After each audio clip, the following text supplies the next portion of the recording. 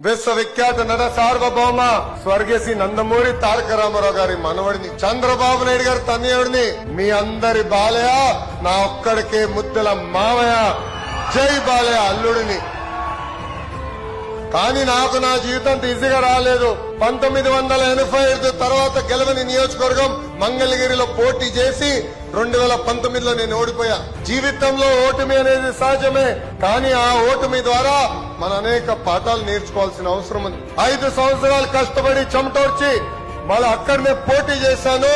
యావత్ ఆంధ్ర రాష్ట్రంలో 3rd highest మెజారిటీతో నేను గెలుస్తాం జరిగింది. ఈ రోజు సమాజంలో కూడా పిల్లలు చాలా సెన్సిటివ్ గా మారిపోయారు. ఒక్క ఎగ్జామ్ లో ఫెయిల్ అవుతే ఏకంగా ఆత్మహత్య చేసుకునే పరిస్థితులు మనం చూస్తున్నాం. అందుకే పిల్లలందరూ నేను తెలియజేయదలుచుకున్నా, మార్కులు తక్కువ వచ్చాయని, జీవితంలో ఎదురు దెబ్బ వచ్చిందని అధైర్యపడద్దండి. ఎదురు దెబ్బ మనలో కసి పెంచాలి, ఆర్నిసలు కష్టపడి అనుకున్న దాన్ని మీరు సాధించాలని ఈ సభాముఖంగా కోరుతున్నా.